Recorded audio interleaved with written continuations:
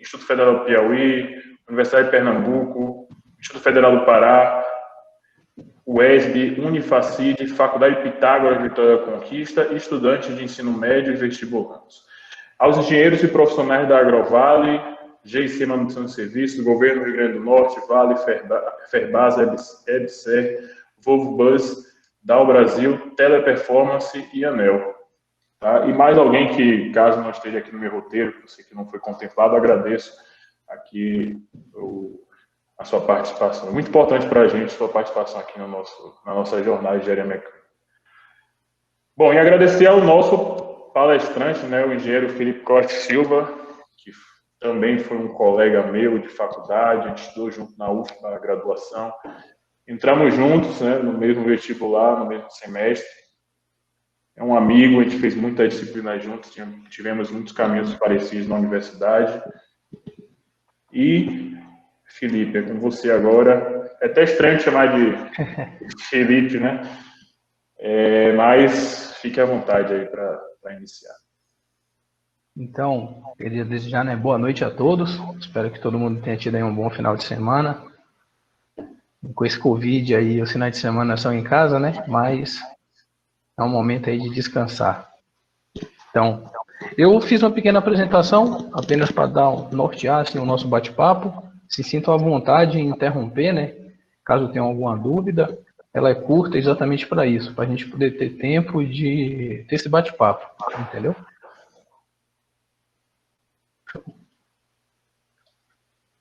Estão vendo aí a apresentação? Abrindo aqui agora. Deixa eu botar aqui. Então, pessoal. Pronto, abriu. Eu fiz essa agenda aqui, né? Vou falar um pouco sobre mim, falar um pouco sobre o mercado de mineração, como que a manutenção tem evoluído aí ao longo dos anos e a atuação do engenheiro de manutenção dentro da mineração, né? E os segmentos dentro da manutenção que você pode estar seguindo sendo um engenheiro mecânico e atuando com manutenção. Como o Rodrigo falou, né? Eu me formei na UFB em 2015, já estou aí há 5 anos atuando com manutenção de frota no segmento de mineração. Meus 4 primeiros anos aí de trabalho foram no Pará, entendeu? Nesse último ano aí eu retornei aqui para a Bahia e atualmente eu estou na Lipa de Mineração. É uma mineradora de diamante que fica em Nordestina. Por que falar de mineração, né? Assim, para mim... Só te interromper rapidinho. Eu peço a todos que desliguem, por favor, o microfone de vocês, porque atrapalha a comunicação. Por favor, observe se os microfones estão desligados aí. Eu estou vendo gente com o microfone ligado. Vamos. Dando sequência, né? Por que eu vou falar do mercado de mineração? Porque, pelo menos para mim, né, assim que estava para me formar, eu nunca tinha pensado em trabalhar com mineração. Depois, né, que eu entrei nesse segmento, eu descobri que em outros estados, Minas Gerais, no Pará, os estados ali de São Paulo, é comum se falar, né, de mineração dentro da universidade e ser um setor em que muitas pessoas que entram na universidade esperam trabalhar. E para mim, nunca foi uma opção, né? Na verdade, eu sabia que existia a Vale do Rio Doce e só. Era basicamente a única mineradora assim, que eu tinha esse conhecimento. Talvez até por ser da capital, né? Acredito que em alguns interiores aqui existem minas, então talvez para quem é do interior já tenha tido essa familiaridade com esse segmento. Eu trouxe esses números para mostrar que é um segmento importante, é um segmento que tem uma participação significativa no PIB do Brasil, é um segmento que movimenta bastante dinheiro, né? Ou seja, é um segmento que gera muito emprego. E eu acredito que a maioria de vocês, né, ou se não todos, estão fazendo a universidade para poder ingressar no mercado de trabalho. Então, esse slide, nesse panorama, é mais para mostrar para vocês, para abrir a mente nesse sentido de que talvez a gente acaba saindo da escola ali, do ensino médio, entrando na universidade sem ter tido experiência profissional, esse foi o meu caso, e você é muito verde, né? Esse foi o primeiro contato com a indústria, com o mercado de trabalho, é num estágio que você já está no 6º, 7º semestre da universidade, perto de se formar, então você acaba tendo pouco contato com diferentes setores. E muitas vezes você é direcionado para o setor em que sua cidade, a sua universidade tem mais afinidade. É projetos, no nosso caso lá era o setor automotivo, o setor petroquímico, né?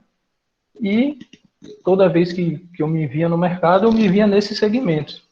Mas existem outros, então fica a dica, né, de pesquisar, de buscar, entendeu? E saber que existem outros mercados que podem ser explorados e existem grandes mercados, né, fora dos tradicionais. Teve até uma palestra aqui na semana passada sobre o agronegócio, em que o engenheiro falou sobre gestão de frota, né, que é o que eu também faço, só que na mineração, e para mim também era um mercado pequeno, né, não que o mercado fosse pequeno, mas eu não tinha esse conhecimento do tamanho que o mercado tinha. Então, fica a dica aí para vocês poderem pesquisar, se aprofundar. Acho que essas palestras aqui, elas servem para isso, né, para abrir a mente de vocês, os diferentes segmentos que você pode estar atuando. Aqui eu acho que não preciso ler o slide, mas você vê aqui que tem 2,2 milhões de empregos indiretos, existe mais de 3 mil minas espalhadas aqui em território nacional.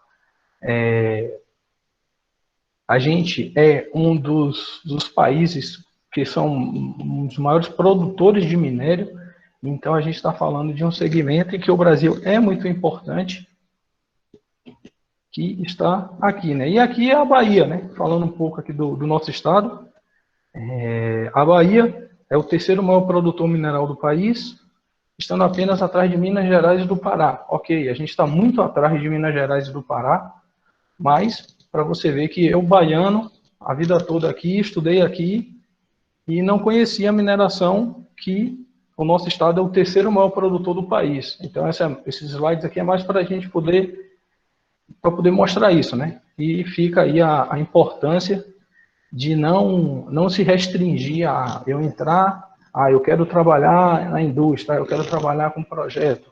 Se você já tem a certeza, né? Se você já tem a vivência, ok. Mas eu, quando entrei na universidade, eu era muito verde. Então, eu tinha o que eu tinha na cabeça, mas não era, como eu posso dizer, uma opinião assim concreta, né? Não era algo assim robusto. Bem, se tiverem dúvidas aí, questionamentos, podem falar, pessoal.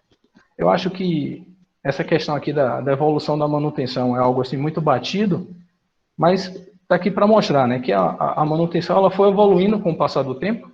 Ela saiu da corretiva, depois da Segunda Guerra entrou a manutenção preventiva, posteriormente a preditiva. Hoje, a gente estaria após a 3ª geração, né, que não tem nem nessa foto, a gente estaria numa 4ª revolução, uma 4ª geração, digamos assim. Aqui, o que eu posso dizer? A corretiva era no início, era dizer o quê? O equipamento quebrou, conserta, quebrou, conserta. Depois ela evolui para manutenções periódicas, onde a gente percebeu, né, que os equipamentos eles tinham certos padrões de falhas e falhavam com determinados períodos de tempo. E aí criou-se as manutenções preventivas, que são manutenções periódicas, seja em horas, seja em datas, seja em tempos de operação, né, em quantidade de produto que foi passado, né, no ativo em si. Posteriormente veio a preditiva. O que é a preditiva? É o monitoramento da condição do seu equipamento. Você pode fazer uma análise de óleo para verificar a decomposição, né, do que esse óleo está lubrificando. Pode fazer uma análise de vibração, você pode fazer uma análise de temperatura e várias outras. Com o avanço da eletrônica, as possibilidades de medição hoje em dia são muito grandes. E, né, na 3ª revolução, né, na 3ª geração da manutenção, criou-se o conceito de manutenção produtiva. Ela é basicamente uma mudança na filosofia de trabalho da empresa. Ela, quando você estuda, né, aquela questão das ferramentas de qualidade, os gurus da qualidade, o sistema Toyota de produção, houve uma mudança, né, de de mentalidade em a questão de reduzir perdas, quebra zero. Então, a produtiva não é, digamos assim, uma metodologia, não é uma metodologia de trabalho, é mais como uma filosofia. É a forma de você enxergar a manutenção. Isso foi uma mudança de conceito na década de 70, iniciou-se no Japão, e junto com ela, né, um pouquinho depois, veio a manutenção da confiabilidade, que é a MCC. Tem muitos livros que falam sobre isso. Já essa é uma metodologia de trabalho, ela é estruturada, ela é passo a passo. E o que é ela? Você vai utilizar ferramentas estatísticas para poder atuar. Você deixa de atuar no equipamento e começa a atuar na falha que o equipamento tem, hierarquizando essas falhas, estruturando, onde a estatística aqui, ela é, digamos assim, sua maior aliada. E como eu disse, né, existiria essa quarta geração. Essa quarta geração é um avanço da MCC, digamos assim, para você atingir, né, o patamar de uma gestão de ativos, você já tem que ter uma manutenção de confiabilidade bem estabelecida dentro de sua empresa, que basicamente é uma visão mais administrativa, uma visão corporativa em que a manutenção entra. Você deixa de querer, digamos assim, evitar que o equipamento falhe, você começa a avaliar, se esse equipamento falhar, qual o custo que eu vou ter e qual o custo que eu vou ter em não deixar esse equipamento falhar.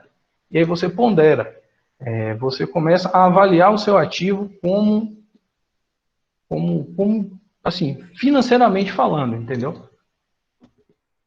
E aí, senhores, tem alguma dúvida para eu poder entrar na manutenção dentro da mineração?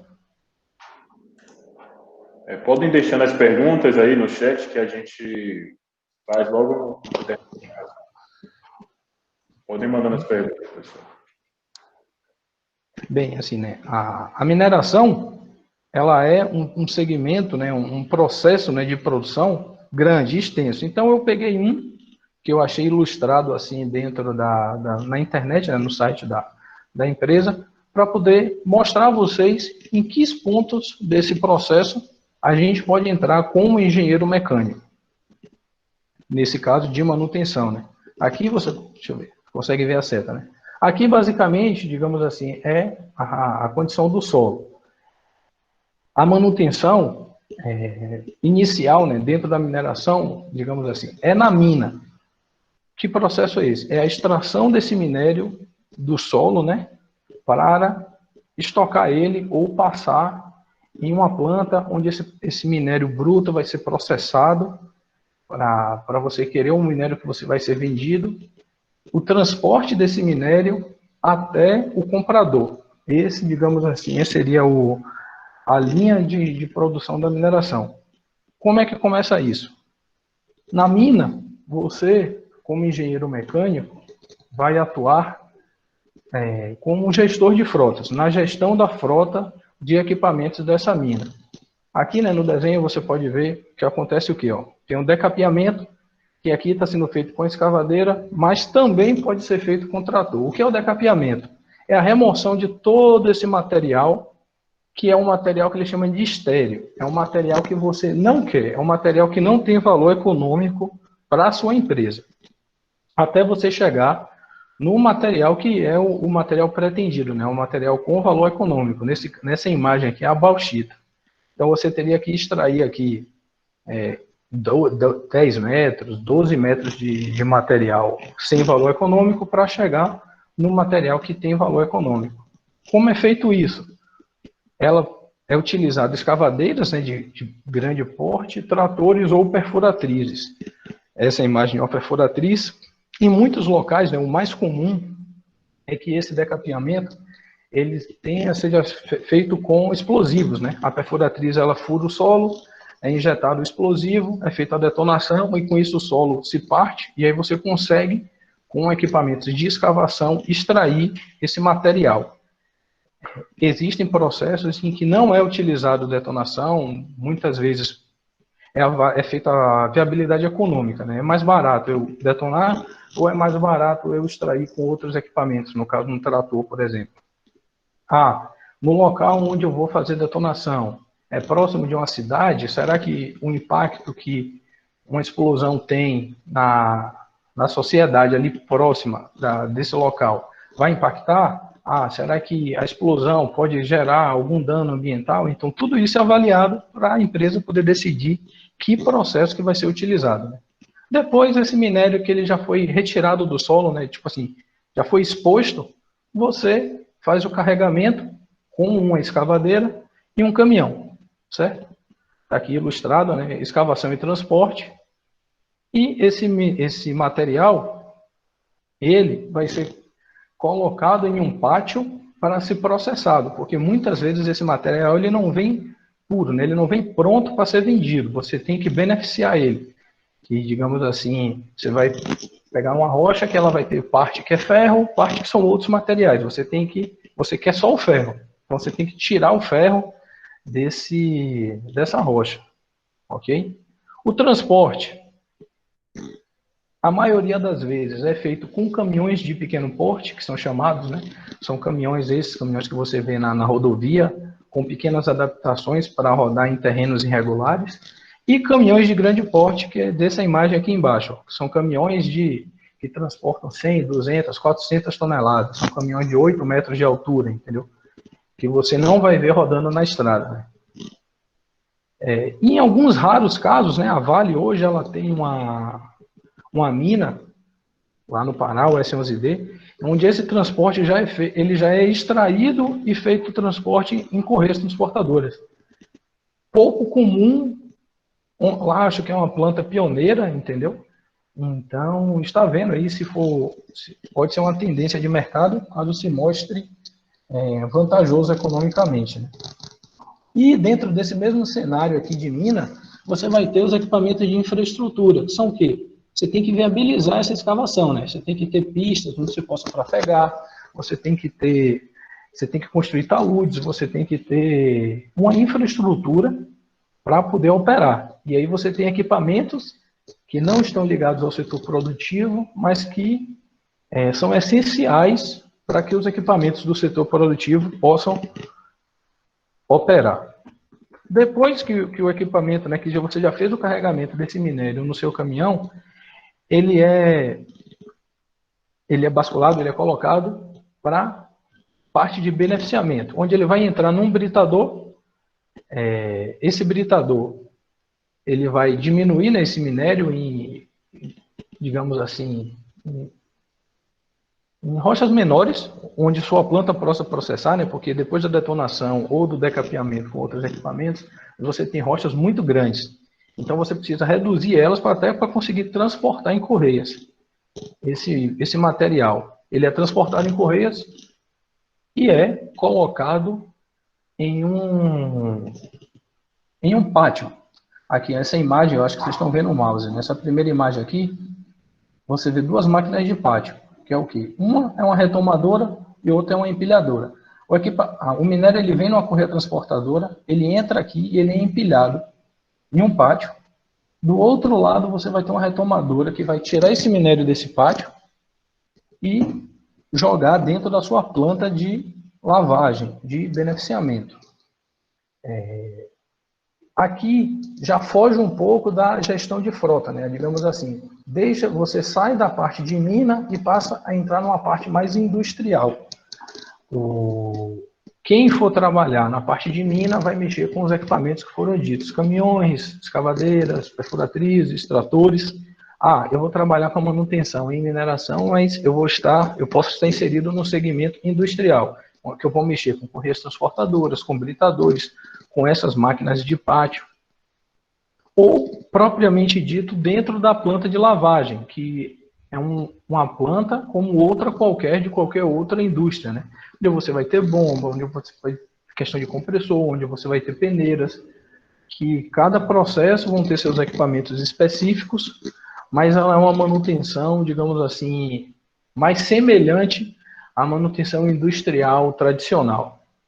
E depois que esse minério é lavado, mais uma vez ele é colocado em um pátio, né, para poder ser transportado.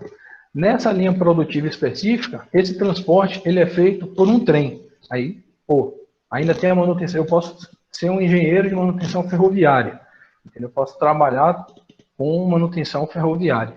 Não é toda mina que vai possuir um trem para fazer esse transporte, mas algumas possuem, entendeu? Minas geralmente muito extensas, ou onde o porto, onde esse minério é descarregado e onde esse minério é lavrado é muito distante. Esse transporte por ferrovia, ele é o mais rentável, né, economicamente falando. Passando daí, esse minério ele chega no que seria o porto, onde esse trem ele precisa descarregar esse minério. Como é feito? Nesse caso aqui, específico, é utilizado no virador de vagões. O vagão, basicamente, o nome é meio que autoexplicativo, ele vai entrar e vai ser virado para poder extrair o minério. Esse minério, novamente, vão ser utilizadas máquinas de pátio para poder fazer as pilhas desse material. E, em alguns casos, né, você tem outros processos ainda. Nesse caso aqui tem a secagem. Por quê? O minério ele vem úmido, o minério tem dias chuvosos, o minério ele passa por uma planta, no caso aqui de lavagem, então ele vem com muita umidade. E essa umidade ela atrapalha no transporte com navios, entendeu? Os navios que viajam em águas mais frias, né, em águas geralmente do exterior, eles têm um problema que essa água presente no minério pode vir a congelar e isso atrapalha a estabilidade do navio. Então, para esses embarques onde o navio vai trafegar em águas frias, é necessário que seja retirada a umidade desse minério para fazer esse transporte. Então, aqui você vai ter novamente uma manutenção industrial, que seria numa planta de secagem. Esse caso específico a gente está falando de bauxita. Poderia ser ferro, poderia ser níquel, que teriam outros processos, mas seria dentro de uma planta. E o minério embarcado no navio, geralmente a mineração, ela não se responsabiliza a partir daí, né? Ela embarcou o minério no navio, a partir desse ponto já não é mais com ela, esse serviço de transporte é terceirizado ou é com o comprador do minério. Áreas de atuação, né? O que eu quis dizer aqui? Eu falei, eu sou engenheiro de manutenção. Mas todo engenheiro de manutenção e mineração faz a mesma coisa? Não. Você pode atuar como um engenheiro, né, de execução barra campo, ainda vai depender da nomenclatura que sua empresa vai te classificar. Mas, basicamente, é aquele engenheiro que vai estar diretamente na linha de frente, entendeu? Vai estar acompanhando a execução das manutenções, vai estar fazendo inspeções, vai estar fazendo medições, vai estar vendo oportunidades de melhoria na execução, entendeu? Você pode ser um engenheiro, né, como foi dito em palestras anteriores, de PCM, que é o Planejamento e Controle de Manutenção, onde você vai atuar na parte de planejamento dessas manutenções. Você pode ser um engenheiro de confiabilidade, que aí já você vai estar atuando, se lembra que eu falei ali do MCC, da terceira geração, né, da manutenção, você já vai estar mais focado na confiabilidade dos seus equipamentos.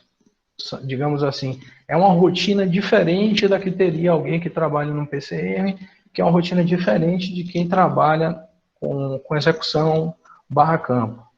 Engenheiro de engenharia, né? Eu botei assim esse aspas aqui, porque em muitas empresas você pode ser um engenheiro, trabalhar no campo, na execução e na confiabilidade, e vai existir um departamento diferente desse chamado engenharia, onde esse departamento de engenharia, às vezes é responsável por implantação de projetos, ele é responsável por mudanças em planos de manutenção, ele tem um escopo diferente desses outros 3 engenheiros que eu te passei, que eu falei acima, né? Apesar de todos serem engenheiros, esse departamento de engenharia é um departamento, digamos assim, eu preciso implantar uma telemetria na minha mina. É o engenheiro de campo que faz isso? Não, o engenheiro de campo está ali para mexer com uma escavadeira, com uma correia transportadora. Ele não está ali para fazer implantação de sistema de telemetria.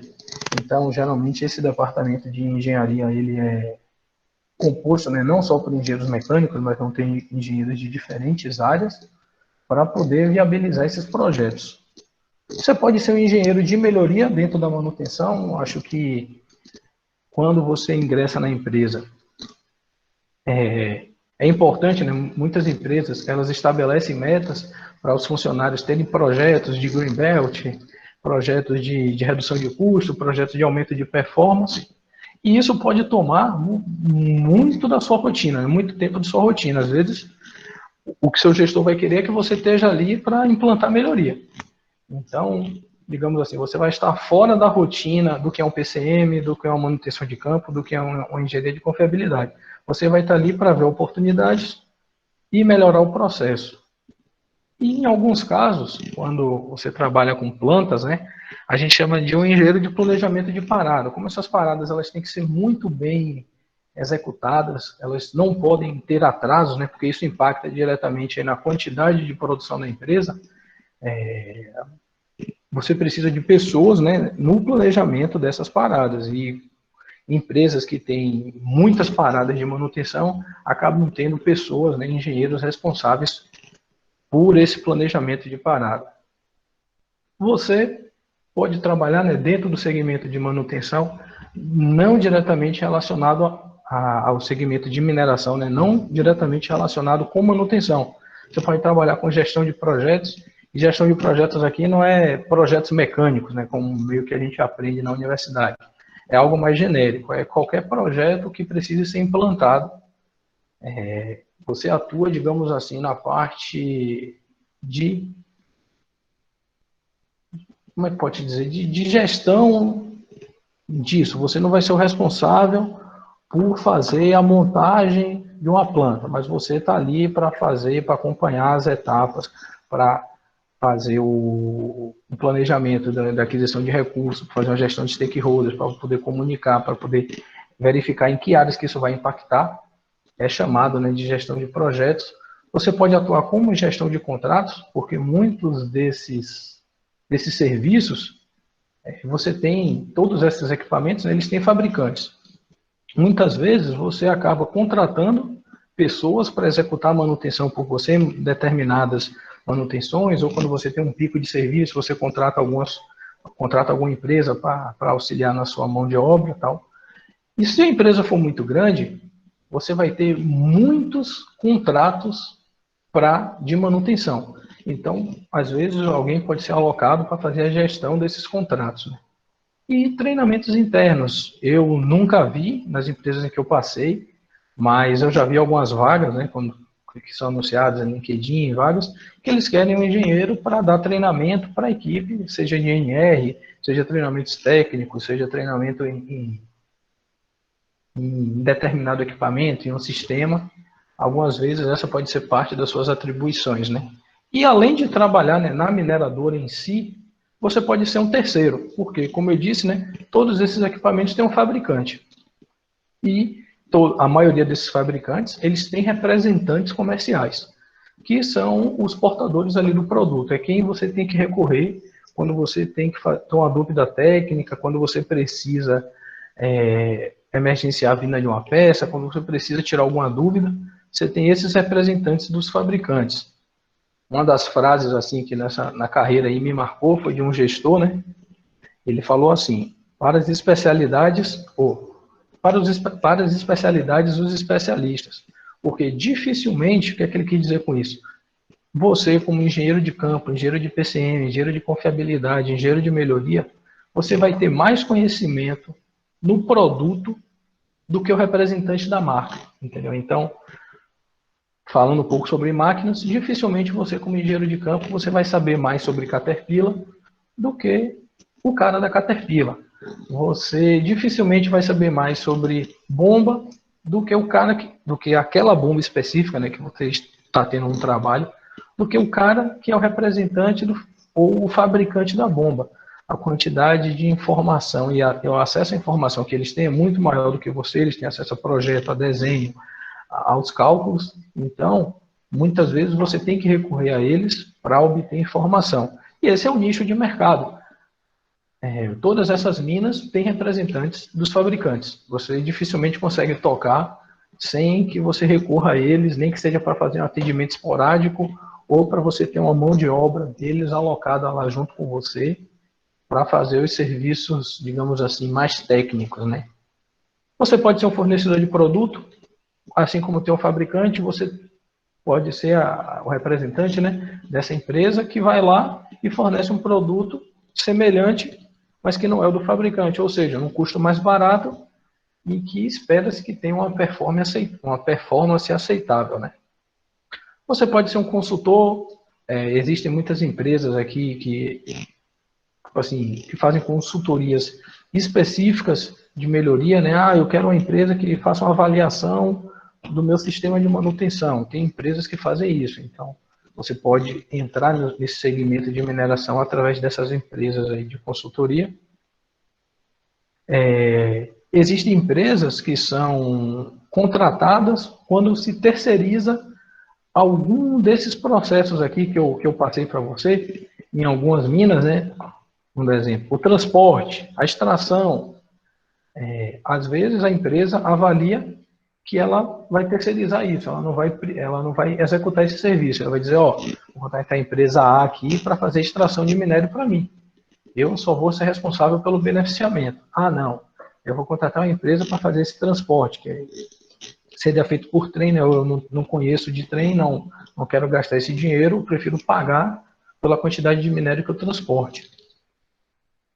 E auditorias, quem trabalha em empresas grandes, né, acaba sofrendo muitas auditorias, porque essas empresas elas têm acionistas, esses acionistas precisam saber como anda a sua empresa, e existem órgãos ambientais também, né, que fazem auditorias, órgãos fiscais do governo, para saber se você está conforme você diz que está fazendo. Então, existem várias empresas de auditoria, e esse é um dos segmentos que você pode estar atuando. E treinamentos também, né? Tem empresas que são especializadas em dar treinamentos específicos, e você pode também entrar no segmento através disso. Pronto, senhores, eu acho que eu mostrei, né, qual é o cenário, assim, um passo a passo de mineração, aonde você, como engenheiro mecânico, pode atuar.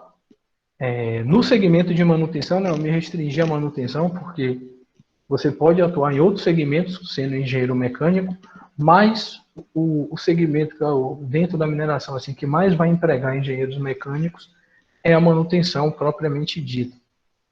Eu acho que hoje as empresas elas estão prestando cada vez mais na manutenção, então muito do que é essa evolução, né, que a gente está vendo, as empresas elas estão deixando de ver a manutenção como sendo gasta e vendo ela como uma parceira estratégica, porque ela sabe que se uma manutenção não for bem estruturada e bem feita, o meu equipamento ele vai ter falhas que ele poderia não ter e isso compromete a minha produção. E sim, algo importante, né, sobre esse slide é o que? A gente vê essa escadinha, né, e essas divisórias como se fossem etapas. Eu estava aqui na corretiva, agora eu sou preventiva. Tenho que trabalhar para virar preditiva. Na verdade, não é bem assim. Aonde eu passei é um pouco de tudo, né? Você dentro da mesma empresa, às vezes dentro da mesma área que você está trabalhando, você tem processos que rodam só na preventiva, enquanto tem processos que estão aqui na confiabilidade e vai ter processo que está aqui na corretiva. E não é algo bem segregado, né? Na verdade, essa transição ela é confusa. E eu acredito que o diferencial para o engenheiro mecânico, né, que vai atuar com manutenção, é você evitar, você tentar ao máximo tirar os processos que estão daqui e ir elevando eles. Ou, se for através, né, de decisões quantitativas e qualitativas, você definir, não, esses itens aqui vai ser só manutenção corretiva mesmo, porque não tem muito o que fazer, ele tem pouca importância e o custo toda uma manutenção preventiva desse é alto. Mas assim, isso precisa ser decidido, não o equipamento decidir por você, né? Você que tem que decidir pelo equipamento que tipo de manutenção que ele tem que ter. Então, estou aberto a perguntas aí e a questionamentos. Opa, valeu aí, Felipe, pela explanação. Eu acho que foi muito interessante esse panorama que você fez, porque a gente não aprende, né, como você bem explicou, em engenharia mecânica, a gente não aprende nada de mineração. Desconheço algum curso que tenha um enfoque, né, na mineração aí. E é um ramo que representa, acho que 17,5% do PIB, né, brasileiro. Então, é um ramo que merece ter a devida atenção. Então, é muito importante a sua participação aqui no na nossa jornada. Peço a todos que podem mandando perguntas que a gente vai fazer, tá? O que o Felipe puder responder, a gente vai estar perguntando aqui. Bom, puxando esse gancho aí, né? A gente não aprende na faculdade sobre mineração. Você falou que foi trabalhar no Pará, né? Assim que... Quanto tempo de formato você tinha quando você foi para o Pará? Você formou exatamente? Assim, basicamente, né? Eu me formei, demorou uns 2 meses para colar grau, pegar o diploma. 1 mês depois eu estava no Pará. Pronto. Você fez programa trainee, foi processo trainee? Isso, eu entrei lá como um trainee e foi aquela coisa, um e-mail do departamento caiu na minha caixa, eu me inscrevi, fui passando pelas etapas, né, entrevistas, provas, entrevista com o gestor e fui aprovado. E aí eu fiquei na dúvida, né? Você fala, bicho, eu tô indo pro Pará, não conheço nada do Pará, não conheço nada de mineração, mas pelo menos é um emprego, né? E nesse caso específico, para onde eu fui, era uma vila que a empresa construiu, que ficava no meio da floresta, né, amazônica, e você só chegava de avião e de barco. Você não tinha acesso terrestre para chegar nessa mina. Então a gente chegou lá de avião, e se eu quisesse sair de lá um final de semana, fazer alguma coisa, eu tinha que pegar um barco, e 12 horas de barco, 6 horas de lancha, para poder ir numa cidade, digamos assim, com um pouco de infraestrutura. Caramba. O que é que você acha, qual foi o seu diferencial, que você acredita que tenha sido o seu diferencial para você passar nesse programa trainee e entrar nessa empresa? Assim, né? Na verdade, algo que no início eu achava que era, digamos assim, lorota, né, de RH, mas eu fui descobrindo com esse pouco tempo de experiência que eu tenho, mas já é alguma coisa, de que é muito do perfil da empresa que você vai, né? Cada empresa, ela tem um perfil, cada empresa ela tem o tipo de direção, que os diretores, os gestores, a forma delas fazerem gestão de pessoas. Então, isso é importante, porque assim como eu passei nesse, tiveram outros processos que eu fui na última fase e tiveram processos que eu não passei nem naquela prova lá de perfil. Eu acho que é você se adequar ao perfil da empresa, né? Você ou dar sorte, ou saber exatamente que empresa que você está indo trabalhar, dizer, ah, não, eu tenho a ver com isso, entendeu? Assim, inglês, eu não vou dizer para você que você nunca vai conseguir um emprego sem falar inglês, não. Você pode conseguir, mas com certeza você vai deixar de ter alguns empregos porque você não tem a língua, né? Eu acredito que como é que chama? Eu até esqueci agora. As tipo iniciações científicas na faculdade, né? Os grupos estudantis, esses são os diferenciais. E até um dos gestores, ele falou uma coisa para mim, querendo ou não, quando a gente sai da faculdade, a gente é muito homogêneo, entendeu? Assim, fora as pessoas, né, que fizeram algo ali muito diferente, o padrão é todo mundo o quê? Eu participei de iniciação científica, eu participei de um grupo estudantil, participei de um Baja, de um Aero, eu participei de um Fórmula, eu participei trabalhei no laboratório, eu estagiei. Isso, basicamente, todo mundo faz. Então, todo mundo é meio homogêneo, né? Então, acho que quanto mais você buscar se diferenciar dentro da faculdade, vai ser importante para você conseguir seu primeiro emprego. Lá dentro, esquece isso, o que vale é a sua performance, entendeu? Mas para você poder dar esse primeiro passo, para você entrar no mercado, eu acho que é importante você tentar usufruir o máximo do que a universidade tem, né? Muito legal. Você falou aí do Pará, quero mandar um abraço para o pessoal do Pará que está ligado aqui na nossa live, a participação de todo mundo.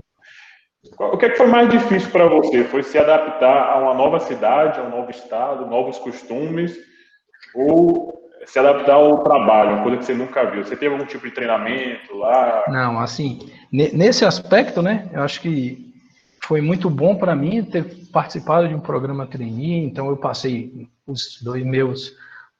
foi 2 ou 3 primeiros meses dentro da empresa, a gente fazendo integração, entendeu? Então, assim, a gente teve palestra com diferentes gestores, a gente conheceu todo o processo produtivo da empresa, o RH, nesse sentido, ele teve muito cuidado e não pegar a gente e jogar diretamente na área, entendeu? Todos nós tínhamos um projeto para poder apresentar, então a gente foi treinado em ferramentas de qualidade, em iniciação em gestão de projetos. A gente foi instruído, o nosso gestor, ele conversava com a gente antes da gente chegar efetivamente na área, né? Então, esse baque de primeiro emprego, meu Deus, o que é que eu vou fazer aqui, não foi tão grande devido a essa integração que eu tive. Assim, quanto à mudança de estado, assim, eu acho que não foi tão grande. O ruim para mim lá é que era muito difícil eu voltar para casa, né? Como eu trabalhava ali no turno administrativo de segunda a sexta, eu tinha 2 dias, né? Eu não conseguia em 2 dias sair de onde eu estava e vir para minha cidade. Eu acho que esse aí foi um dos pontos que mais demorei de assimilar, entendeu? Entendi. O pessoal que está perguntando aí sobre a lista de presença, você tem que entrar no site check-in.certo.gov.br. Lá você vai colocar o PIN, né, que é um número 617415. 617415, você coloca o PIN, coloca seu nome, sua instituição, se você trabalha, ou sua universidade, se você estuda, de onde você está vindo, né? E isso é importante para a gente emitir o certificado para vocês que estão participando.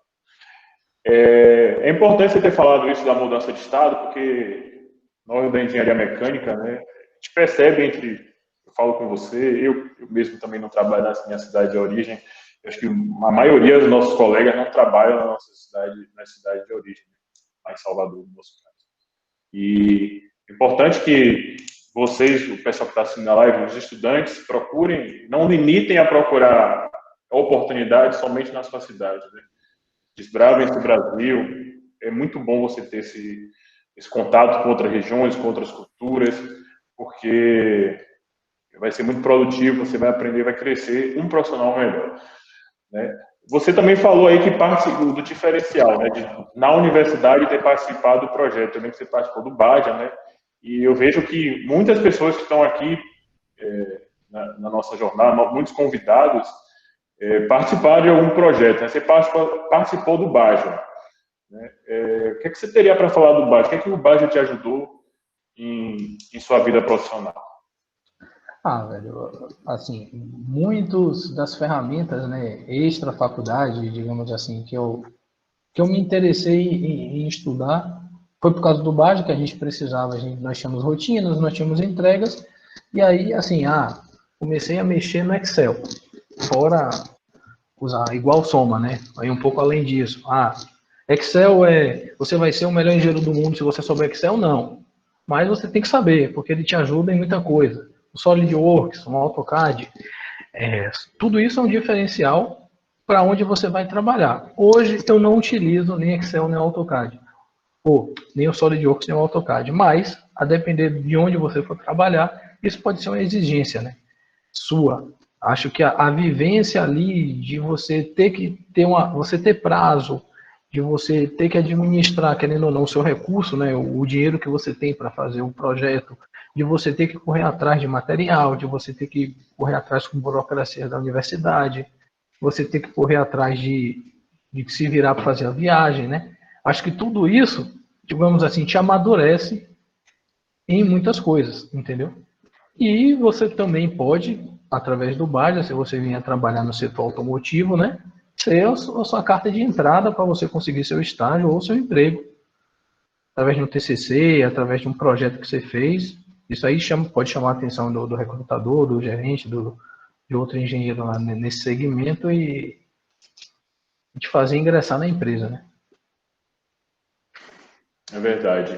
É muito importante o aluno participar. A universidade oferece várias oportunidades, né?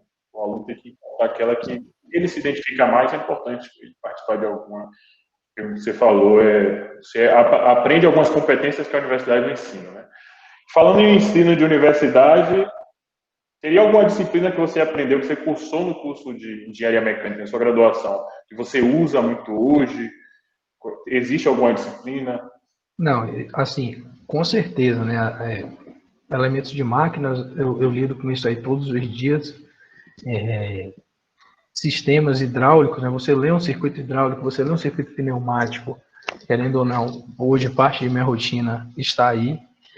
A gente mexe com máquina, todas essas máquinas têm motores, e motor dá muito problemas, entendeu? Então, assim, se você conhecer de termodinâmica, você está ali, pelo menos, sabendo direcionar aonde está a sua atividade. Na faculdade eu não aprendi a trocar o sensor do motor, e nem se espera que o engenheiro mecânico vá ficar trocando o sensor. Mas você tem que entender digamos assim, a combustão, o que influencia ela, para entender o que está acontecendo ali com o seu equipamento, né? É uma falha, está dando baixa potência no meu motor. O que é que pode ser? Eu estou com um sensor de temperatura do ar, aqui tá dando um valor, aí você bota um computador e vê, pô, esse valor está muito alto. Ele usa esse sensor aqui para quê? Claro que ele usa. Como é que ele vai fazer a leitura, né? Como é que o módulo do equipamento vai fazer uma leitura de todos os parâmetros para saber a quantidade certa de injetar combustível e ar dentro do motor? Pô, verdade. Então isso influencia. Então, assim, esses conhecimentos é da base. Você não vai ter tempo de ficar voltando para estudar isso depois, entendeu? Então é importante você estar com eles afiados, transferência de calor, muito aquecimento em equipamento, questão de radiadores, o que é que influencia? Está pouco sujo, está muito sujo? Ok, como engenheiro de manutenção, dificilmente você vai pegar ali um equipamento e vai fazer o cálculo de transferência de calor completo dele para entregar, né? Porque você não é engenheiro projetista, isso quem faz é engenheiro projetista. Isso quem vai fazer é o fabricante do equipamento. Mas você tem que saber o que influencia aquilo ali para poder tá gerando problema, ou até para até contestar o fabricante, né? Falar, bicho, você fez essa mudança aqui, cara, isso aí pode estar atrapalhando a performance, entendeu? Então, é importante você poder argumentar, né? Acho que transferência de calor, termodinâmica, elementos de máquinas, sistemas, né, pneumáticos e hidráulicos, foram disciplinas que eu cursei e que eu uso diariamente. Muito legal. É importante o estudante perceber, né, que as disciplinas não estão no curso à toa, né? Depois que a gente forma, a gente tem essa visão macro. Por que eu estudei aquela coisa, né? Porque as coisas estão concatenadas, as disciplinas são interligadas. É importante. E, assim, obviamente tem disciplina que você não usa, né? Mas você não tem como saber se você vai usar ou não na sua vida profissional. Então, é importante você dar todo exemplo. Se você tivesse que... Eu fazia a mesma pergunta que eu fiz para o Luiz na última entrevista. Se você tivesse que dar 3 conselhos para você calouro entrando na UFBA lá em 2009, dá 3 conselhos. Você hoje com a visão de formado, profissional, quais conselhos você daria para esse estudante calouro, recém chegado na universidade? Assim, acho que no início, né, do curso, eu vinha com muita energia, eu peguei muitas matérias, eu tentava de todo jeito pegar matéria de manhã, de tarde, de noite, entendeu? E talvez algumas dessas matérias eu tenha absorvido pouco, né? Então, é dizer para ter paciência, vá com calma, tente aproveitar o máximo que cada uma dessas matérias tem.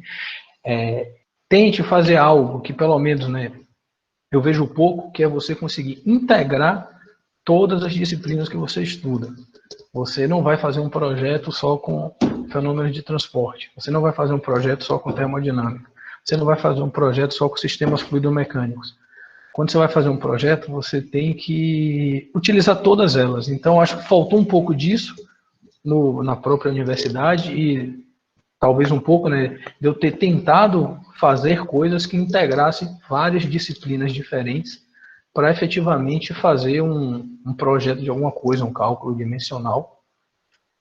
E o terceiro, sei lá, eu gostaria de ter participado de mais grupos estudantis, né? Desde iniciação científica a outros grupos, talvez eu gostaria de ter participado de mais, porque eu sei que isso, assim, eu cresci muito no que eu fiz, que foi o básico.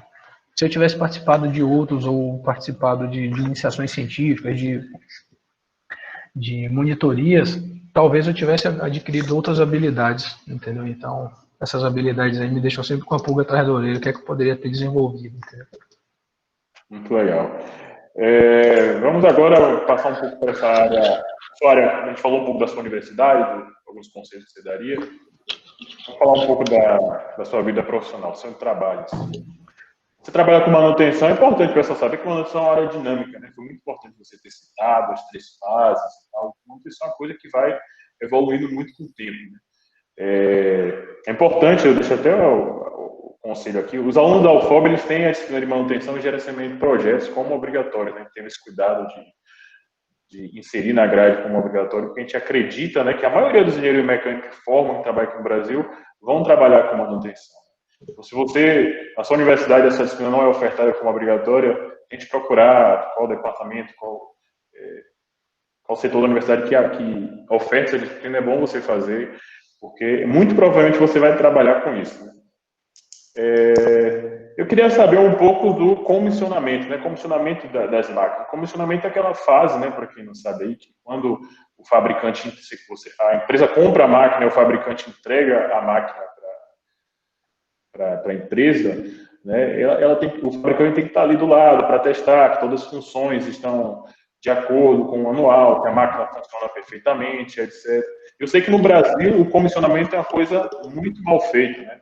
Poucas empresas levam a sério o comissionamento, né? E na área de manutenção, o que você teria para falar disso, dessa entrega técnica da máquina, do comissionamento? Assim, acho que é um ponto que você falou, né? Até questão de formação. Acho que vale. Eu, quando entrei na universidade, a visão que você tem de engenheiro mecânico, é aquele engenheiro projetista, é um engenheiro de execução. E se você for trabalhar com manutenção, com a gestão da manutenção, digamos assim, você não vai ser um engenheiro especialista, você vai ser um engenheiro generalista, entendeu? Então, isso é importante que o aluno saiba, né, que está estudando, de saber que vai existir mercado para aquele cara que é o suprassumo em determinado assunto, em determinado equipamento, e vai existir mercado para aquela pessoa que tem uma visão mais de processual. Hoje, se você é primalizado, né, se você trabalha na empresa contratante, a tendência muito grande é que não exista mais, sei lá, um engenheiro para cada especialidade que a empresa tem. Isso é muito mais, acredito que barato, né, porque muitas estão fazendo isso, é contratar o fabricante. Então, se eu tenho ali um processo, uma máquina, que você disse, de comissionamento, uma máquina, sei lá, Caterpillar. Eu não preciso ter um cara especialista em Caterpillar aqui, porque eu vou ter que ter um cara especialista em Caterpillar e um cara especialista em todas as máquinas que eu tenho na minha empresa. E isso é caro, entendeu? Que você não consegue ser especialista em tudo. Então, as empresas tendem a o quê? A terceirizar esse serviço. Eu chamo o cara aqui para poder me passar esse conhecimento, para poder me dar treinamento, para poder me acompanhar, para poder me mostrar. E aí entra no que você falou de comissionamento, né? Hoje foi o que você disse. Muitas dessas máquinas, elas que são compradas, elas já são rodadas, né? São máquinas que já atuam no mercado, não é nenhuma máquina nova, ou são máquinas com poucas modificações das anteriores. Então, eles mandam um técnico, mandam um engenheiro, mandam um representante comercial, faz aquele bate-papo com você, ele te passa uma lista de sobressalente, que são os materiais aí que você tem que ter em estoque para poder botar essa máquina para operar. Isso é um item de preventiva, bucha, suspensão, às vezes um item de desgaste, então ele te passa esse item. Geralmente vem, né, esse técnico para poder fazer as calibrações do equipamento, ou dizer, tá tudo ok. Aí ele costuma ter o técnico, o instrutor para a operação, vai passar para o operador, né, para a equipe de operação, como esse equipamento tem que ser operado, e vem geralmente um instrutor de manutenção, não junto com a máquina, às vezes vem 1 mês, 2 meses, 3 meses depois, para tentar dar um treinamento para a equipe quando essa máquina é nova, né? Às vezes você pode comprar uma máquina diferente toda de sua frota, e aí sua equipe não vai ter conhecimento. Então, acho que basicamente é esse ponto. Poderia ser feito melhor, é verdade, poderia. Mas eu acho que o diferencial para você comprar ou não um equipamento hoje é o pós-venda. O pós-venda, ele importa tanto, se não mais, do que a performance do equipamento. Porque se não adianta eu comprar sei lá, vamos supor, eu estou aqui em Nordestina, eu tenho uma BMW, aí minha BMW quebra e eu não tenho nenhuma oficina capaz de consertar minha BMW. Não adianta eu ter BMW, antes eu tenho um Fiat Uno aí que todo mundo sabe mexer. Então, assim, esse pós-venda é muito importante, entendeu? Então, hoje ele pesa muito. Então, quando a gente conversa, batendo aquele papo, tem um congresso conversando, a galera fala, eu compro essa máquina porque o representante X me atende perfeitamente. Quando eu ligo, ele vem. Quando eu preciso de uma peça, tem. Quando eu tenho uma dúvida técnica, ele tira, entendeu? Então, acho que isso é importante demais, né? Essa parte de comissionamento, esse pós-venda, esse suporte ao produto que o representante do fabricante faz, ele pesa demais na decisão da empresa de comprar ou não. Entendi. Muito bom. Vamos para as perguntas aqui do público. O Cleiton quer saber o seguinte: quantos equipamentos vocês têm na empresa para manter o fluxo? Quantas horas até você mudar a frota? Acredito que seja para você descartar um equipamento e comprar outro. Né? E como é que você gerencia o tempo de ciclo dos maquinários? Seria Vamos lá. Ciclo seria manutenção ou para trocar? Mas eu acho que eu entendi o que ele quis dizer, né? Quantos equipamentos? Isso aí vai depender da empresa em que você está, entendeu? Tem empresas que vão ter 200 equipamentos, não tem empresas que vão ter 50. Um é mais fácil que o outro, depende, porque essas vezes a empresa que você tem 200 equipamentos, você tem uma equipe muito maior para te dar robustez. Você não vai ter só um engenheiro de manutenção para tomar conta de 250 equipamentos, entendeu? E às vezes você pode cair numa empresa que tem 60 equipamentos, que é só você, um planejador, um auxiliar para tocar tudo, entendeu? Então fica muito mais complexo, né? Na frota hoje que a gente tem, são 60 equipamentos que é sobre nossa responsabilidade, né?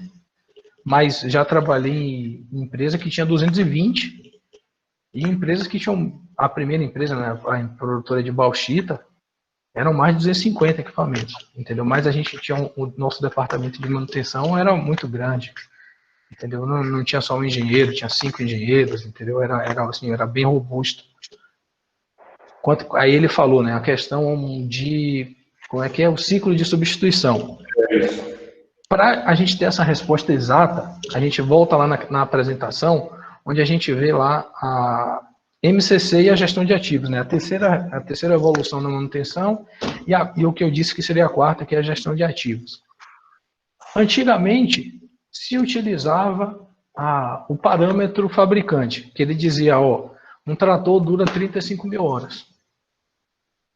E aí você dava 35 mil horas, você pegava ele, botava para vender, encostava, sucateava, usava as peças, entendeu? Dava um destino a ele.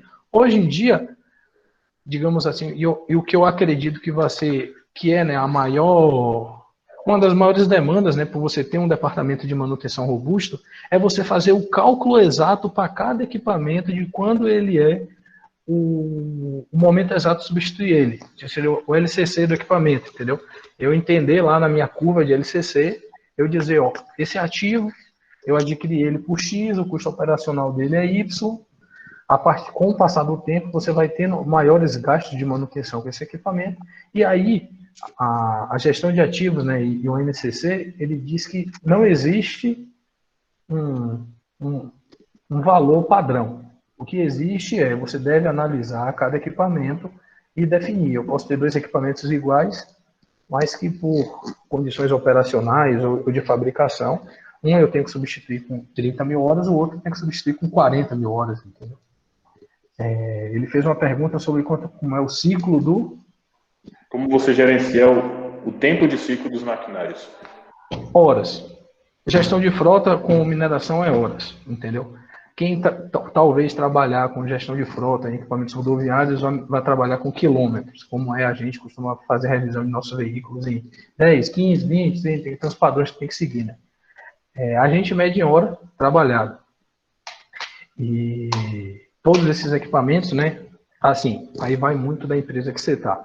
O apontamento pode ser manual, do operador tem uma parte diária que ele anota no papel, aí vem um cara catando todas as partes diárias, e lança isso em algum lugar, ou deixa num papel para o cara lançar no Excel, num lugar mais inicial, né, uma manutenção, uma operação mais inicial. Isso pode ser por telemetria, um tabletzinho instalado no equipamento, onde toda vez que o operador faz alguma coisa, ele bota um código nesse tablet, isso cai no sistema e cai para você.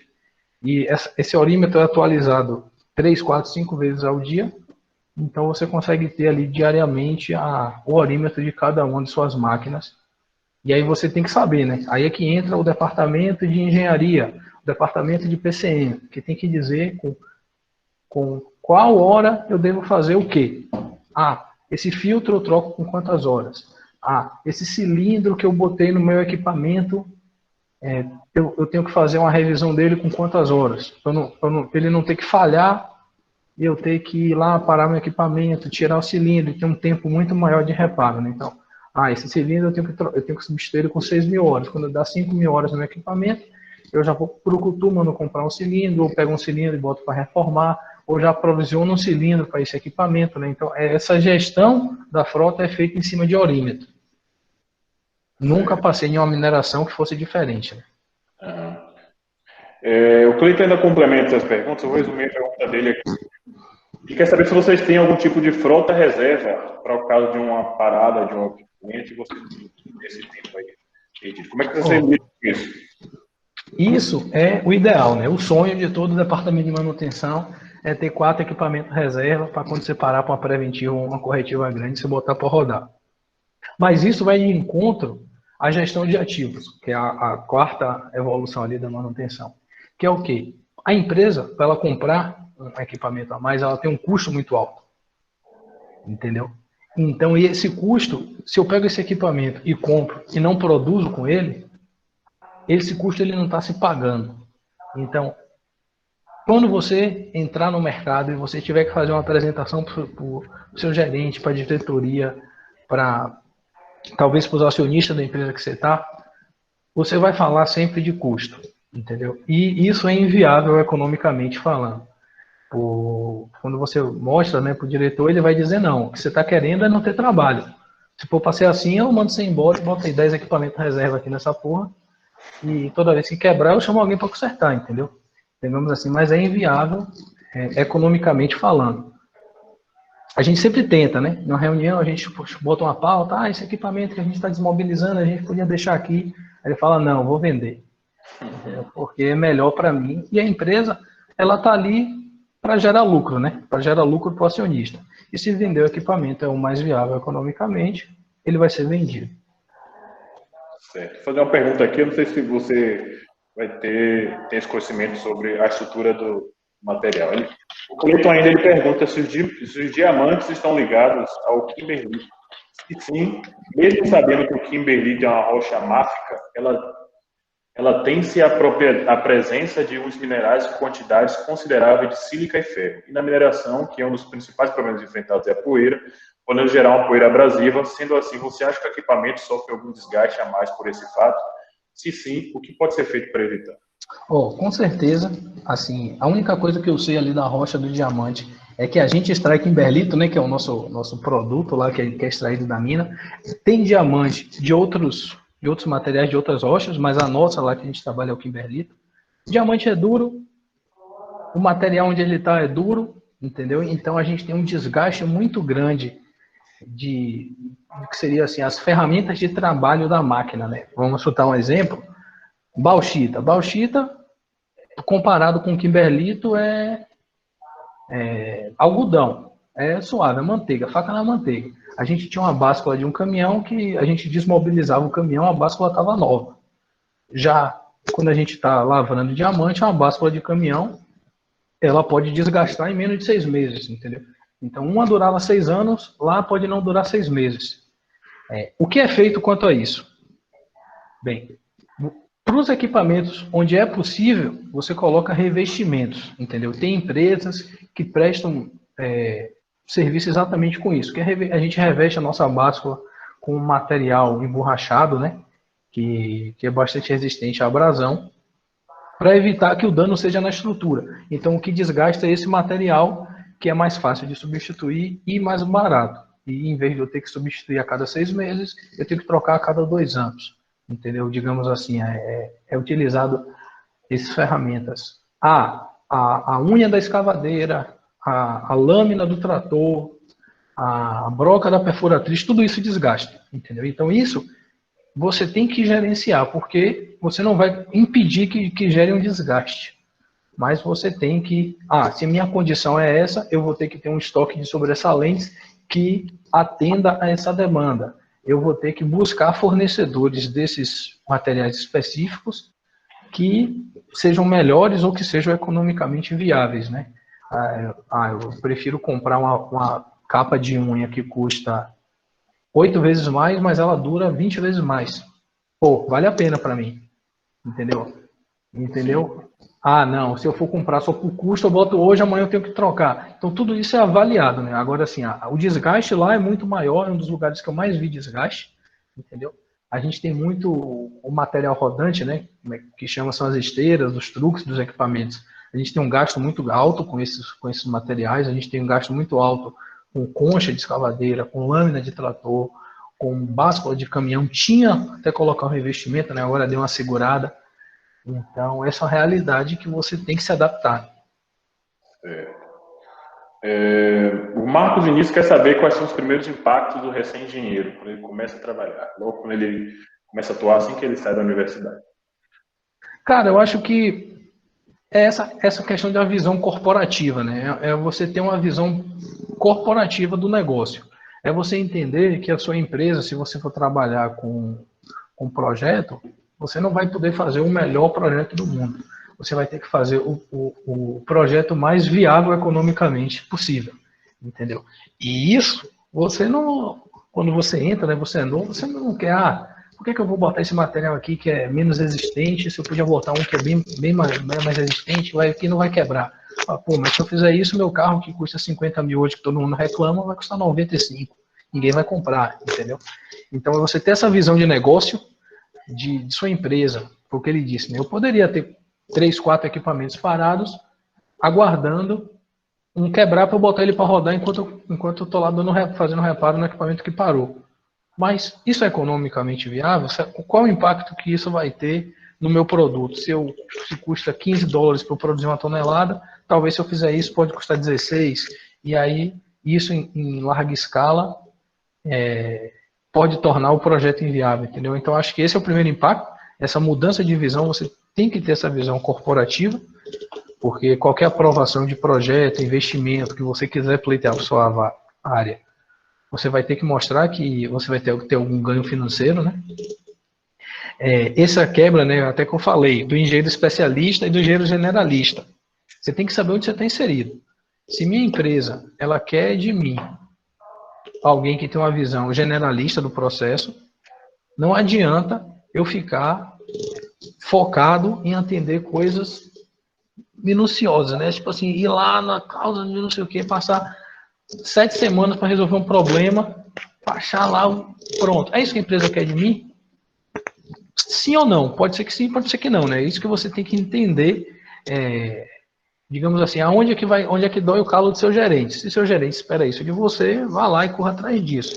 Não, meu gerente quer alguém que resolva, ter uma visão do processo, que me mostre onde é que eu tenho que atuar, onde é que eu tenho que contratar mão de obra, quem é que eu tenho que trazer.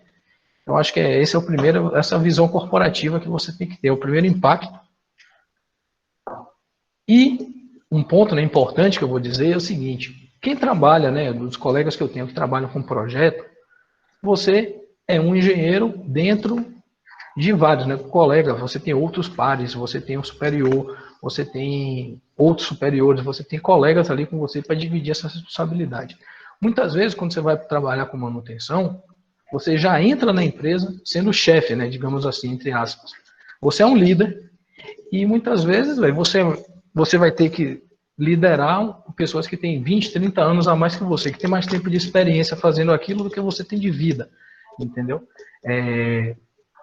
Pessoa que tem filho que é mais velho que você, e você vai ter que ir lá e convencer ele a executar a atividade conforme você está dizendo que tem que fazer. Essa gestão de pessoas também é um impacto grande, e essa visão, né, de que o engenheiro, em algumas empresas, é só mais um profissional, em outras empresas ele é uma liderança da empresa. Então, você está lá para tocar a obra, a oficina, a planta, onde você estiver inserido, você tem que tocar. Então, o cara vai chegar para você esperando de você uma postura de liderança que você, muitas vezes, né, como você não teve essa vivência, você pode não ter naquele momento, só você tem que desenvolver rápido. Muito importante esse perfil, né? O Aleph quer saber o seguinte: é possível para o engenheiro mecânico atuar na área de exploração de minérios sem ser a manutenção? Ó, eu conheço gerentes de mina que o cara é engenheiro químico, entendeu? Poder pode, é improvável, entendeu? Muito improvável, porque para você entrar como o cara que vai ser responsável pelo planejamento da mina, planejamento da lavra, desenvolvimento, o desenvolvimento de longo e médio prazo, o pré-requisito vai ser engenheiro de minas, engenheiro geólogo, entendeu? Então é difícil você entrar, você pode, mas é improvável que aconteça, entendeu? Entendi. O Rômulo Trindade, nosso amigo, né, colega pessoal, trabalhou aqui na UFOB, tem uma pergunta para fazer. Pode entrar aí, Rômulo, com o microfone, por favor. Opa, boa noite todo mundo. E aí, Felipe, né? Olha lá, nosso amigo. E aí, Estrela. Eu gostaria de falar com o Felipe aqui para ele fazer um comentário, eu acho que é pertinente. A gente conversou muito na época do acidente em Mariana e dos problemas que a gente teve dos acidentes de mineração. A gente conversou muito no nosso grupo, né, de pessoal, dos colegas da universidade, né, dos amigos do BAGE e tal. E aí que você falasse um pouquinho sobre essa questão dessa responsabilidade ambiental, sobre essa responsabilidade, sobre essa questão de segurança. Você conversou, falou, lembra que você colocou também que a mídia também faz interpretação equivocada algumas vezes, porque tende a polemizar também sobre alguns trabalhos que são feitos de forma séria por outras empresas. Então, comenta um pouquinho para a gente, se você puder falar sobre as questões assim que afetam, que são até políticas, né? Que a gente precisa estar antenado e quem está no meio tem um conhecimento técnico, uma condição melhor para afirmar sobre isso. E a Estrela comentou, a gente comentou também sobre aquela onça que apareceu lá no minério, você comprou um arco e flecha para se defender. Como é que é essa história aí? Um abraço. Vamos lá, né? Valeu, Rômulo. Vamos por partes. Fala de, assim, ambiental, né? Eu vou até botar a apresentação aqui novamente. Deixa eu ver se eu consigo compartilhar aqui. Porque lá tem um detalhezinho ali na apresentação que... Não sei agora. Ah, tá, apareceu. Porra, me fodeu. Não está aparecendo, mas lá no slide, né, que eu posso disponibilizar depois, você vai ver que o primeiro material que tem para você iniciar o decapeamento é uma arvorezinha e uma terrazinha preta, né, que lá a gente chamava de terra preta. Esse material, ele não é descartado. Todo esse material, né, toda árvore que é feito o desmatamento, né, que ela é derrubada, e essa terra, que é a terra orgânica, porque na Amazônia, né, pelo que eles dizem, a terra orgânica é um palmo, no máximo 2 palmos ali, que é uma terra fértil. Embaixo disso é uma terra estéril. Então, é de difícil recuperação quando ocorre um desmatamento lá. Então, esse material ele é todo armazenado para depois que você a mina lá em tira. Depois que você faz a tira, né, arranca o minério, que você arranca a bauxita ali embaixo, todo aquele outro material você bota no local, vem com essa terra preta em cima, coloca, e todas essas árvores, que elas são processadas para virar, digamos assim, material orgânico, você planta as sementes. Então, todas essas árvores, elas são catalogadas. As árvores que têm valor comercial, elas são catalogadas para ser plantadas, tipo, 5 vezes mais. Se eu derrubei 10 castanheiras, eu tenho que plantar 50 castanheiras nesse meu processo de reflorestamento, né? Antes de você desmatar, você tem equipes de biólogos que ficam na frente espantando os animais para que nenhum animal morra no processo de desmatamento. Todo e qualquer animal machucado e encontrado, ele é capturado, colocado em um viveiro para poder se restabelecer, depois é solto em áreas de proteção. Então, assim, até porque para você ter uma licença para explorar o material, né, o minério, você precisa do IBAMA. O IBAMA precisa liberar, o município precisa liberar. E quando você está inserido em um local de proteção ambiental, como era o nosso caso, você ainda tinha vários outros órgãos que tinham que dar o aval. Então, para isso, você tem várias etapas que você tem que cumprir Então, tem uma responsabilidade social muito ambiental, né, desculpa, ambiental, muito grande. De você, assim, você tem que minimizar seu impacto. Eu não vou dizer aqui que a lavra de um minério não gera impacto nenhum no meio ambiente. Gera. Mas a gente precisa do minério e a gente tem que fazer isso de forma menos impactante possível. Entendeu? Então, a empresa ela sempre busca isso com a questão da segurança. Né? Eu tinha acabado de entrar no mercado de mineração quando aconteceu Mariana, né? E depois veio aí a fatalidade de Brumadinho. Assim, isso mudou muito as empresas, e acredito que a própria Vale, né, que é a empresa que isso aconteceu, tenha mudado também. Mas assim, a gente tinha uma rotina, depois de que isso aconteceu, a própria fiscalização do Ministério Público, a fiscalização das prefeituras, dos municípios, dos vereadores, ficou muito mais intensa. Então, as empresas elas se adaptaram, né? Elas viram que tinham falhas e buscaram melhorar. Não dá para dizer que é um... É até difícil assim de explicar, né? Porque, obviamente, aconteceu a fatalidade, ela poderia ter sido evitada, entendeu? Mas as empresas, elas prezam muito por isso, porque elas sabem que para elas operarem, elas têm que reduzir o máximo de impacto. E se acontece várias e várias tragédias dessas que aconteceram, a decisão mais coerente é fechar e dizer, ó, quem opera desse jeito não pode mais operar, né? Quanto à segurança do trabalhador, eu acho que toda empresa séria tem políticas muito fortes de segurança, né, de saúde, segurança e meio ambiente, né, que é o SESMIT da empresa.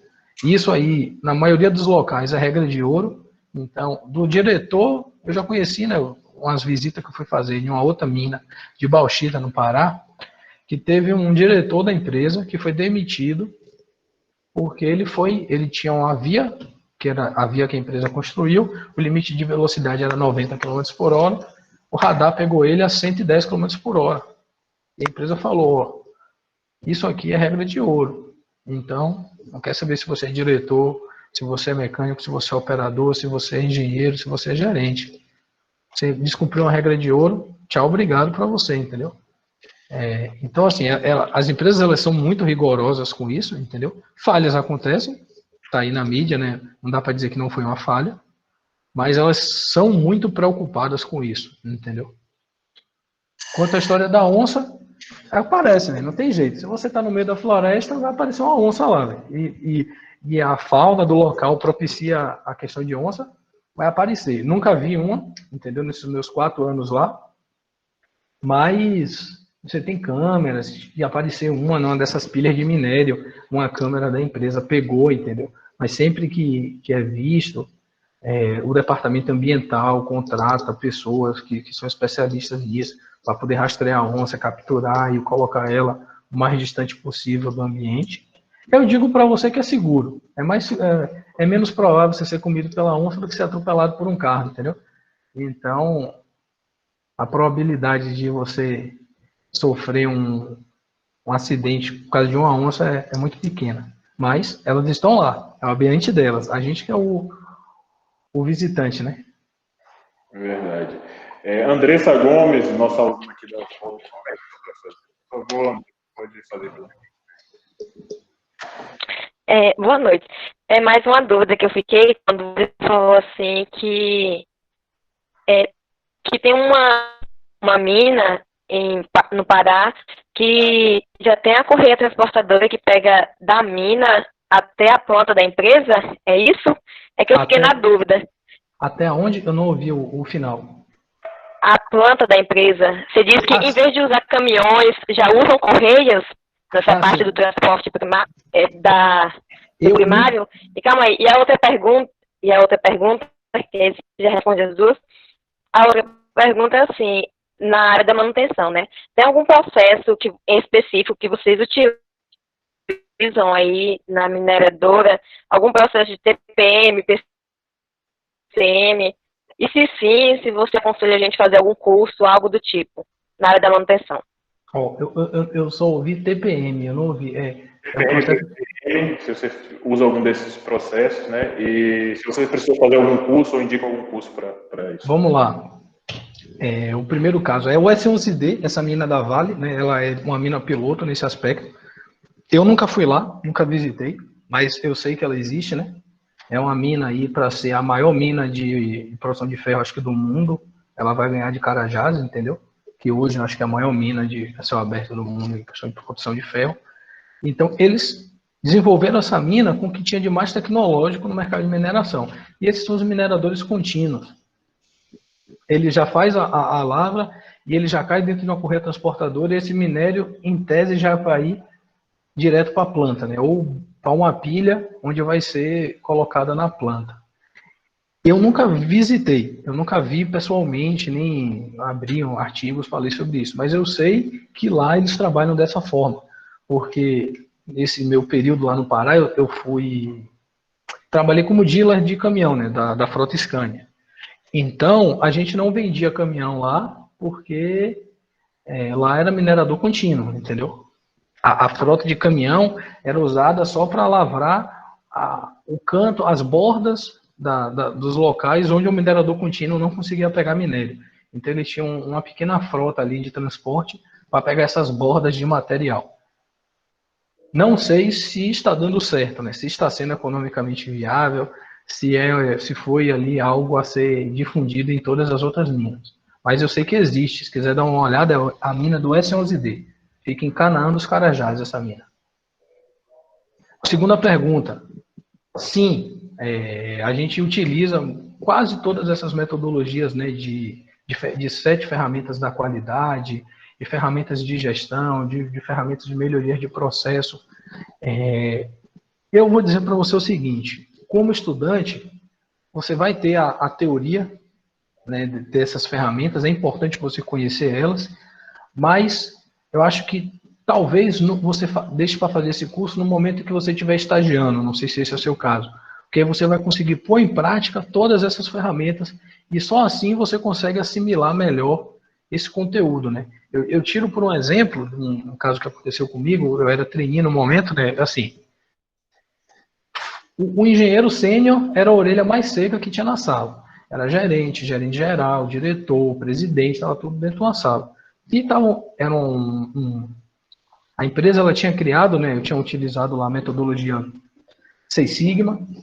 Então a empresa tinha um departamento de qualidade, onde tinha um Master Black Belt, onde ele criou vários grupos de melhoria, né? De melhoria, digamos assim, Green Belt. Então todos esses grupos iam lá apresentar. E todos esses grupos eram liderados por gerentes, entendeu? Os sponsors, né, que chamam aí nessas metodologias aí de melhoria contínua, que são os patrocinadores do projeto, eram todos gerentes, eram diretores e tal. E passou um grupo, passou 2, passou 3, e aí o presidente levantou na mesa, começou a xingar, disse que isso era um absurdo, como é que podia 25 engenheiros dentro da sala, 30 gerentes, e ninguém sabia apresentar um PDCA, entendeu? Aí você, PDCA, é até intuitivo, você até completo, que fala PDCA, você fala, né? Que é planejar, fazer, checar, verificar, ok, simples.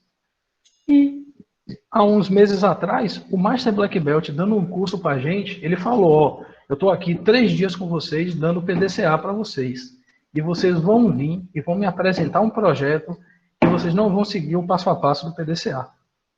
E dito e certo, só que nesse caso foi um gerente que foi lá e não conseguiu fazer. A gente com 20 anos fazendo isso aí não conseguiu fazer.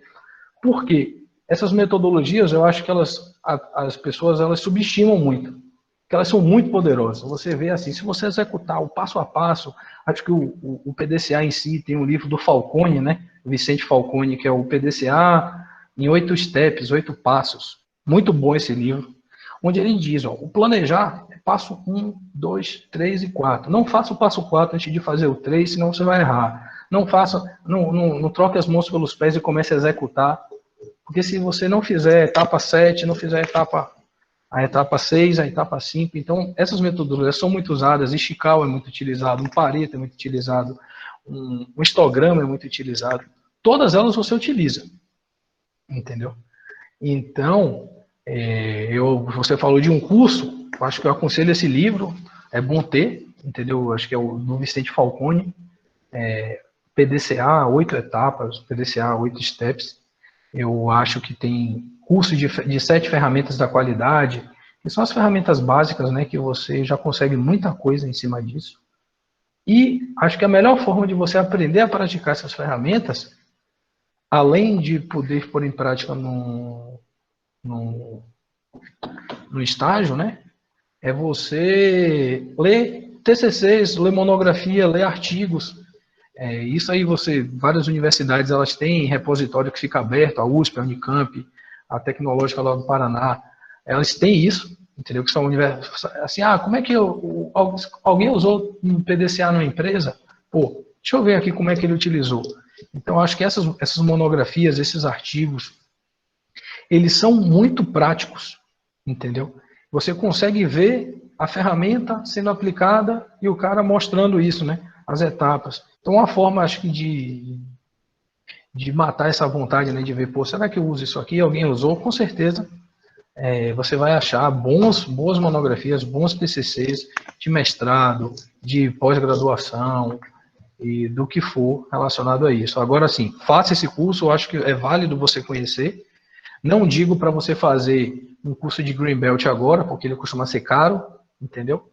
E você só vai ter a plenitude do curso se você puder aplicar, entendeu? Então, talvez deixar para um estágio ou para quando você começar a trabalhar, você fazer um curso de Green Belt. Eu acho que ele dá uma visão muito holística assim, do processo. Ele te mostra direitinho o que é uma visão global, né? Legal. Felipe, eu vou pedir para você ser um pouquinho mais breve na resposta, para o nosso horário não se estender muito, né? A gente precisa finalizar daqui a pouco. E temos algumas outras perguntas que o pessoal fez aqui. A Larissa Brandão, quem quer fazer uma pergunta, por favor, Larissa, pode abrir. Oi, eu liguei a câmera aqui porque eu acho que eu fui caloura de alguns de vocês que estão presentes, talvez vocês lembrem de mim, Rômulo, Rodrigo, até o Felipe, eu acho que eu já até peguei matéria com você. Eu também trabalho com mineração, sou engenheira mecânica também, então eu quis, até dei umas respostinhas aqui no chat, porque algumas coisas eu fiquei, assim, me identificando bastante. Inclusive, eu vou fazer uma pergunta, mas só para falar uma coisinha rápida. Quando perguntaram se você pode trabalhar como engenheiro mecânico na extração de minério, né? E aí você respondeu que pode, mas é muito difícil. Eu queria só complementar que, assim, é difícil para você ser o responsável técnico, né? Para você trabalhar como engenheiro. Mas uma coisa que a gente percebe quando sai da faculdade é que a gente vai seguindo por vários caminhos muito loucos. Às vezes você vai ser analista de qualidade, de manutenção, de várias coisas, assim, e que aí talvez, para esse tipo de atuação, a formação básica ela vai sendo cada vez menos específica, né? A gente às vezes se forma em alguma coisa, que nem você falou, engenheiro químico que é gerente de mina. Então, é bem legal você saber que você tem essa abertura para no futuro seguir o que você quer. Enfim, você não precisa ficar preso, né, engenheiro mecânico. Mas eu sou engenheiro mecânico e trabalho com mecânica na mineração também, com usina. Enfim. Aproveitando aqui, vou fazer um convite ao vivo. Se você quiser participar da nossa chamada, passar algumas informações, né? É importante ter a presença feminina também. A engenharia mecânica é um setor que muitas mulheres estão participando, então se você topar, a gente pode procurar na agenda um espaço para você. Eita! Eu super aceito, mas assim, não sei se eu vou ter tanta coisa para falar, porque eu acabei de entrar no mercado, assim, já fiz estágio e tal. Mas na mineração eu sou bem nova, assim, bem verde. A minha pergunta... Conversa depois, então. Tá bom, pode me chamar. A minha pergunta é principalmente assim, você trabalhava antes com minério de ferro, e aí agora você foi para o diamante, é isso? Ou você já trabalhava com diamante antes? E aí eu queria saber se você sente alguma diferença, até nos processos, assim, digamos, na confiabilidade que você tem que ter, na especificidade, as coisas assim. Só isso. Na verdade, eu nunca fui funcionário da empresa que produz ferro, né? Na Vale, eu era prestador de serviço. Eu era representante da Scania, que fornece caminhões para que faz o transporte de minério. Então, assim, eu trabalhava, mas não era no produto, assim, na linha de produção da Vale, com o minério de ferro. Eu vou ser bem sincero, tem pequenas mudanças, mas nada que vai dizer, isso aqui é outro mundo. Talvez na usina, né, em processo de beneficiamento, tenha muitas mudanças, porque cada usina é para um minério específico, que às vezes fazem um beneficiamento de ferro, mas o ferro vem diferente de cá, então tem muita adaptação. Na lavra, não.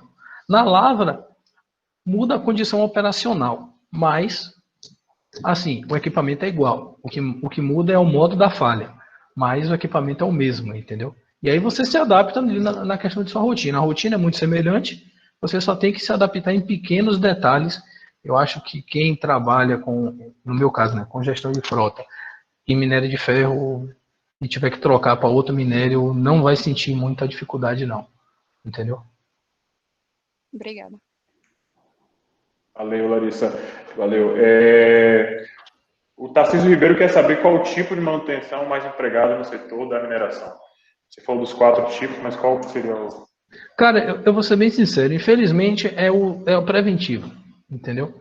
Assim, você tem minas que são referência em confiabilidade. A usina e planta de beneficiamento costuma ter muita preditiva, né? Por causa da eletrônica embarcada aqui, fica até um ponto aí para nós engenheiros mecânicos. A eletrônica cada vez mais faz parte dos equipamentos. Dificilmente você acha um equipamento que é só mecânico. Então, você como engenheiro mecânico, você vai ter que lidar com a eletrônica. Você não precisa ser o bruxo lá que vai ficar fazendo todo, mas você tem que saber o que é, como é que funciona, o que isso interfere no equipamento, entendeu? Então, assim, eu digo que na parte industrial, né, que são usinas, que são plantas de beneficiamento, eles atuam mais com preditiva, querendo ir para uma confiabilidade, entendeu? Querendo ingressar no MCC. Na lavra, a gente atua mais com preventiva e, em alguns casos específicos, trabalha com confiabilidade também, entendeu?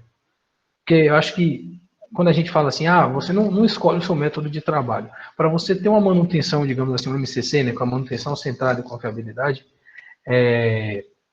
você requer muito preparo. Você tem que estruturar a sua empresa para poder trabalhar dessa forma.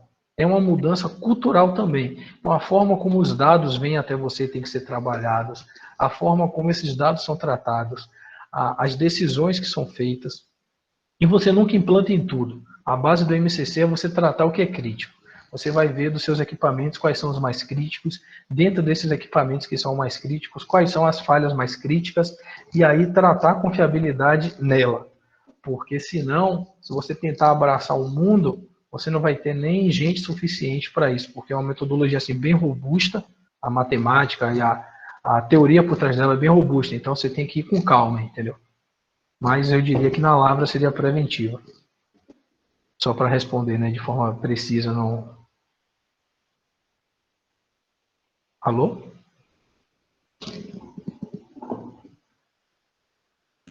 Eu acho que a conexão de estrela que ficou ruim, Felipe. Ah, tá. Não. Aí, se alguém mais tiver pergunta, pode fazer. Vamos fazer a última pergunta aqui. O Matheus Oliveira quer saber como é que fica a questão da logística integrada com a manutenção para a reposição de peças que não estão dentro do seu estoque, no caso de um local de difícil acesso. Você chegou à planta do Pará. Lá no Pará... Uma intervençãozinha só para complementar isso daí. Chega a praticar just in time, algo assim do gênero? Porque geralmente fica em lugares bem distantes, remotos, né? Assim, como é que eu explico, né? Hoje, na mina aqui no interior aqui da Bahia, se eu precisar de uma peça em emergência, eu consigo em 24 horas botar ela aqui, a maioria das vezes, né? Em 48 horas eu consigo botar aqui. Lá no Pará, se eu precisasse da peça e não tivesse a peça, era no mínimo 10 dias, entendeu? Porque a logística, se a peça é grande e pesada, não pode vir de avião. Tinha dia que tinha voo, tinha dia que não tinha que vir de barco. Depois do barco pega um trem e não sei o que, entendeu? Então, assim, era muito complicado. O que você tem que fazer é incluir esse lead time, né, de sua entrega de suas peças.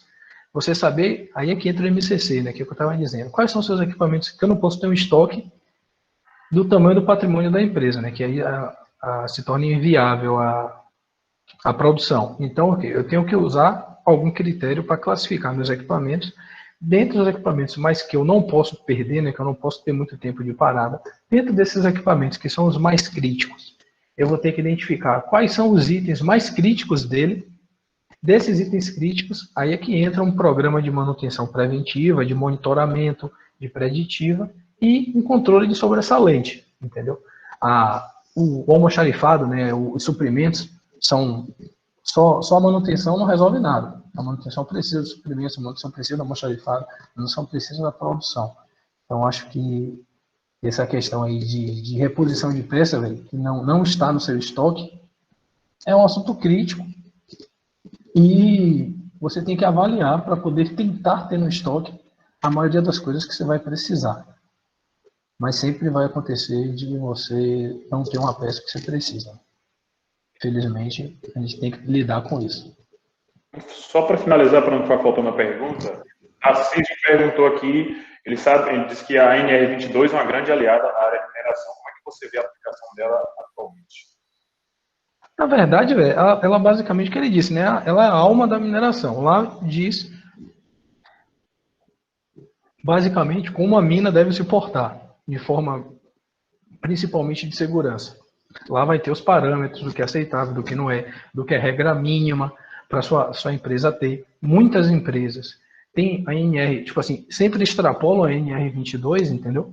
Então, assim, a NR22 diz que eu tenho que ter a segurança aqui em nível 3. Bom, eu vou botar nível 4, porque segurança, para mim, costuma ser um valor, né, na maioria das empresas. Então, ela é a alma da mineração. Quando ela muda, tem alguma mudança nela, a empresa ela tem que se adaptar totalmente por causa dela, entendeu? Acho que o setor de SESMIT, o setor operacional, o setor econômico, o setor financeiro da empresa, está com ela muito debaixo do braço.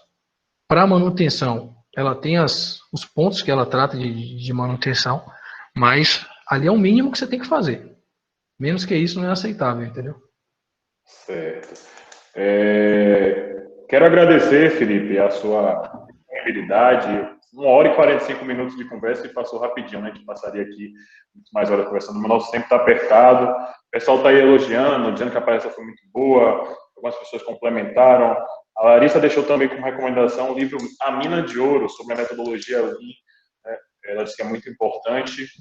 Quero agradecer a todos vocês que participaram aqui com a gente nessa noite. Acho que agregou bastante, Felipe, essa questão do